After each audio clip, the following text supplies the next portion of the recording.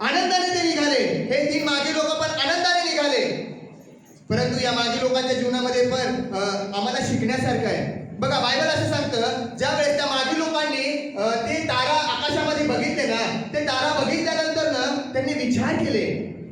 काय विचार केले? कारण ते खगोलशास्त्रज्ञ होते आणि त्यांनी बघितलं आणि त्या ताऱ्याच्या द्वारे त्यांनी शोध केला आणि त्या ताऱ्याच्या द्वारे त्यांनी बघितलं कदाचित की हा जो तारा दिसतो ना, हा तारा साधा तारा नाही आहे, हा काहीतरी निराळा तारा आहे. असा तारा कधी आम्ही बघितलेला नाही. तर त्यांनी त्या ताऱ्याचा बद्दल थोडा अभ्यास केला आणि त्या ताऱ्याचा अभ्यास केल्यानंतर बायबलमध्ये लिहिलं होतं त्या ताऱ्याबद्दल पण की ज्या वेळेस प्रभू येशू ख्रिस्ताचा जन्म होणार ना, तर जन्म होणार तर एक अशा प्रकारचा तारा काय होणार, उदयास येणार.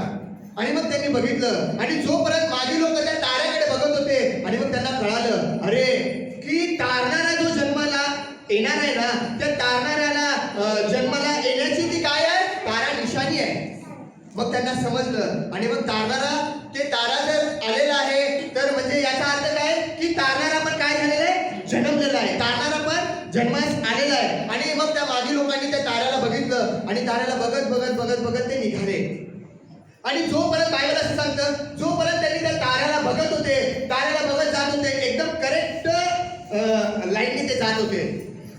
जसं आजच्या जगामध्ये आपल्याला कुठं जायचं असेल, ऍड्रेस मिळाला नाही तर आपण काय करतो, गुगल मॅप टाकतो. बरोबर आहे ना? गुगल मॅप मग आपल्याला काय करतो, मार्ग दाखवतो. बरोबर आहे ना? गुगल मॅप आपल्याला मार्ग दाखवतो. तसं प्रभू येशू ख्रिस्ताच्या जन्मासाठी प्रभू येशू ख्रिस्त कुठं जन्मलेला आहे, कुठं त्याचं जन्मस्थान आहे ना, ते जन्मस्थान दाखवण्यासाठी त्या 3 मागी लोकांना काय दाखवत होतं, तारा दाखवत होता. बायबल असं सांगतं, जोपर्यंत ते तारा पाहत होते ना, एकदम करेक्ट मार्गाने जात होते. परंतु काही काळ लोटल्यानंतर काही वेळ गेल्यानंतर ते मागी लोकांच्या मनामध्ये विचार आला. काय विचार आला की आता यहुद्यांचा राजा जवळ ते आले असतील, कदाचित बायबलमध्ये असं लिहिलं नाही, परंतु ज्यावेळेस मी बायबल वाचत होतो, मी मनन करत होतो ना, कदाचित त्यांना माहित आहे की इस्रायलमध्ये बेथलेहेम या गावामध्ये प्रभू येशू ख्रिस्ताचा तारणाऱ्याचा जन्म होणार आहे. आणि इस्रायलमध्ये ते आल्यानंतर कदाचित त्यांच्या मनामध्ये असं आलं असेल की आता राजा कुठं जन्माला आला असेल, राजवाड्यामध्ये जन्मला असेल.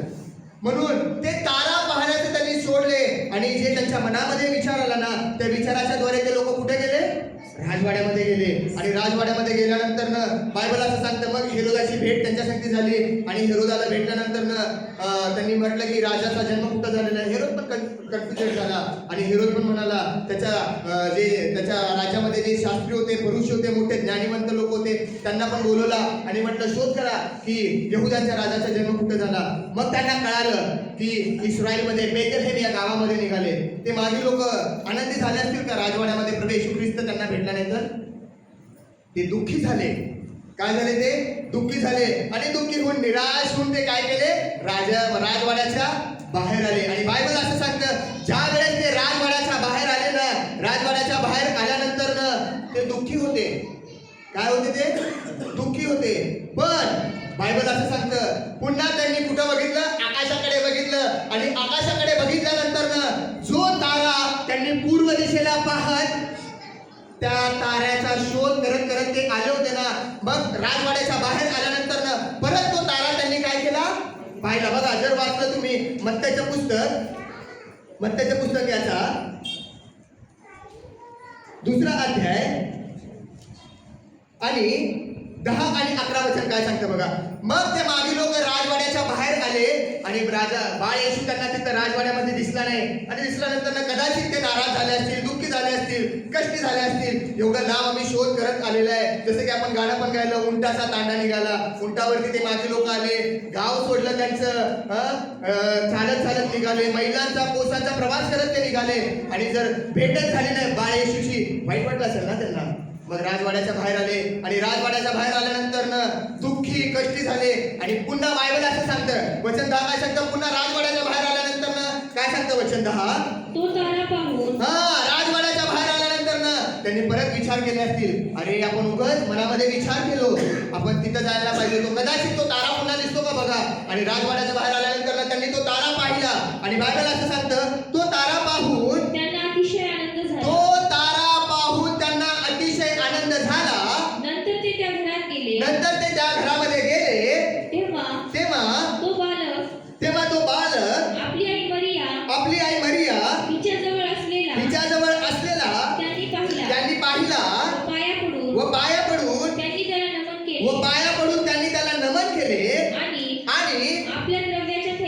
आपल्या द्रव्याच्या थैल्या सोडून सोने ऊद व गंधरस ही दाणे त्याला अर्पिली. हालेलुया. बायबल असं सांगतं की ज्या वेळेस त्यांनी पूर्व दिशेला जो तारा पाहिला होता ना, तो तारा त्यांना दिसल्यानंतर त्यांना काय झाला? आनंद झाला.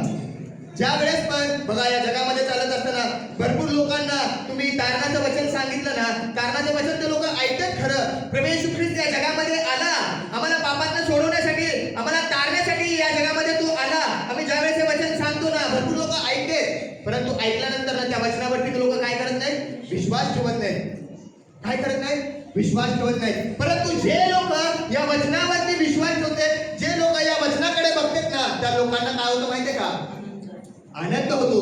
जसं बायबलमध्ये लिहिलेलं आहे, मागे लोकांनी पूर्व दिशेत जो पहिला तारा पाहिला होता, पुन्हा तारा तो पाहिला आणि तो तारा पाहिल्यानंतर त्यांना काय झाला? आनंद झाला. बायबल जर तुम्ही वाचाल तर बायबलमध्ये हे तारा कशाला दर्शवले माहितीये का?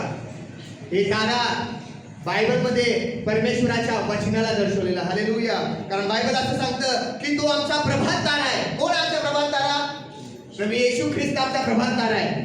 प्रभू येशू ख्रिस्तच शब्द आहे. प्रभू येशू ख्रिस्तच वचन आहे. प्रभू येशू ख्रिस्तच पुत्र आहे. बायबलमध्ये या सर्व गोष्टी अर्थपूर्वक लिहिलेल्या आहेत. त्याचा अर्थ बायबलमध्ये खूप मोठा आहे. आणि ज्या वेळेस त्या लोकांनी पूर्व दिशेत तारा पाहिला आणि तारा पाहिल्यानंतर त्यांना काय झाला? आनंद झाला. आज जसं प्रभू येशू ख्रिस्ताचा जन्म झालेला आहे, बायबलमध्ये लिहिलेलं आहे. काय लिहिलेलं आहे वचन? तिला पुत्र होईल आणि तू त्याचं नाव काय कर? येशू ठेव. कारण येशू या नावाचा अर्थ काय आहे? येशू या नावाचा अर्थ की तो आपल्या लोकांना त्यांच्या पापापासून सोडवणार. जेव्हा कधी पण या वचनाकडे, या ताराकडे मी बघतो ना, मला काय होतं माहितीये का? काय होतं? आनंद होतो. का आनंद होतो? अरे माझ्या पापासाठी, मला पापातनं सोडवण्यासाठी जे परमेश्वराच्या मध्ये आणि माझ्यामध्ये जी पापाची आडभिंत होती, ती पापाची आडभिंत पाडण्यासाठी कोणाला? माझ्यासाठी तो प्रभात तारा आला. कोणाला?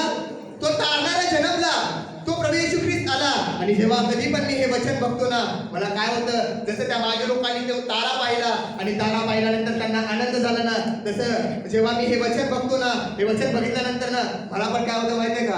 आनंद होतो. हालेलुया. काय होतं? आनंद होतं.